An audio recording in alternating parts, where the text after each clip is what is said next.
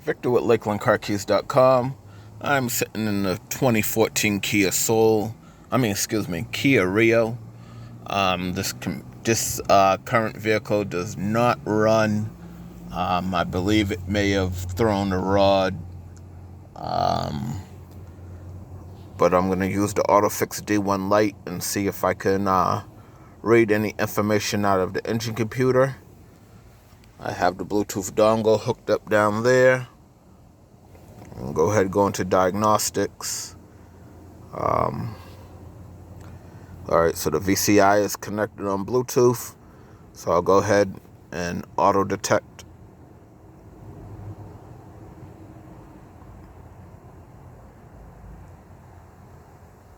Alright, so it pulled up the VIN number. We're going to go ahead and connect to the vehicle. We're going to select the USA region. Hit yes. Alright, so what we're going to do is we're going to go into diagnosis. I'm going to go ahead and just do an auto scan. And what the auto scan will do is it'll go through and it'll look through all the different modules for the vehicle. And then it'll give us a listing of what's available, and we can see if there are any codes in anything. So we're about 41% through now. 50, 58.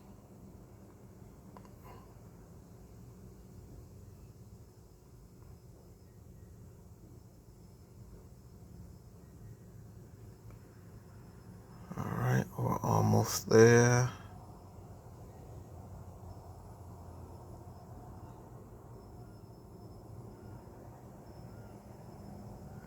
Alright, so right here, we're at the engine. We're showing 5 engine faults, 1 airbag fault. The tire pressure monitor system has 3 faults. The occupant detection sensor has 2 faults. No transmission faults, no ABS faults, no AC faults, EPS, motor driven power steering, there's no faults. No faults in the body control module, no immobilizer says no response. So remember I said this particular Kia does not have a transponder chip key, so there is no immobilizer system. So that's why that says no response. Now, code transmitter, code saving, I believe is the keyless entry system. So this one may have a keyless entry system. I tried programming a universal remote to it, and I was not successful. But I'll go back into that. And then the SMK, which is the smart key unit, no response, because we know this doesn't have the smart key system. It has the metal blade key. So what I want to do is first go into what I believe is the remote system. Let's see live data, what it tells us. Alright, so this might actually have a remote system, because it's telling us number of remotes are 2, but right now there is no remote doing anything. So I'm going to go back and I'm going to try to program another remote again to it and see if I can get something with that. But, going back here, let's go look at some of our faults. So we got 5 faults for the engine. Alright, so we're going to go ahead and read trouble codes. So we got intake camshaft position, bank 1. Alright, we got random multiple misfire detected. Cylinder 3 misfire detected. Knock sensor, and the catalyst system is below efficiency. Alright. So if you were, in a running car and you want to try to see what codes were persistent, I would suggest, taking a screenshot or taking a picture with your phone and then erasing all the codes and, start it up, let it run, reread, and see what comes back. All right, so let's go back out of here. Back out of here. And let's see, airbag is showing us 1 fault.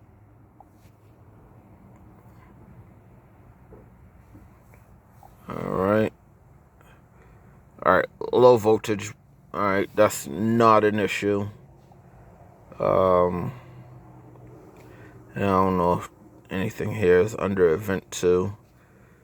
Alright, trouble code, low voltage. Alright, so when we clear out the codes, that will clear out.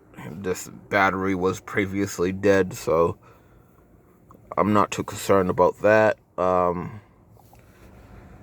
Tire pressure, I mean, this car's been sitting a while, so I'm sure some of the wheels have a low pressure. Okay, internal vehicle radio frequency source. Let's throw in a code, and then sensor 2 and 3, which, who knows which tires those actually are.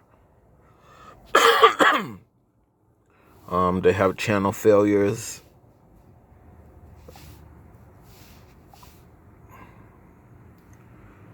Alright, and then occupant detection sensor, which I guess there's some sensor maybe in the seats or the airbag. I mean, not the airbag, but the seat belts.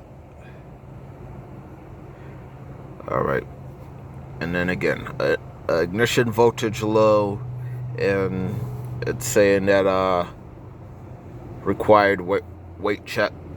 I mean, and a lot of these could have just been triggered by low battery voltage. So again, that's why I always say, look at what you got, clear it out, and then see what stays. And then there was nothing else down there. All right, so what we're gonna do is a quick erase, which should erase codes, and then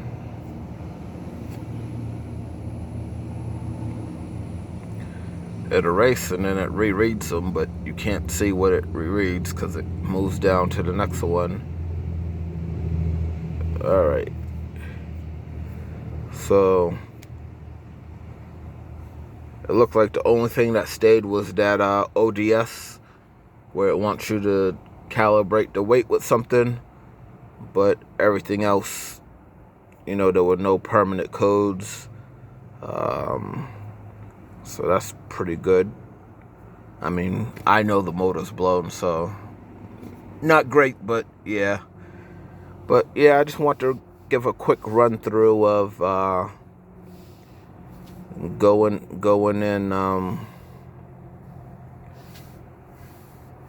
into the system and reading some codes, seeing what it does, clear them out, and then yeah.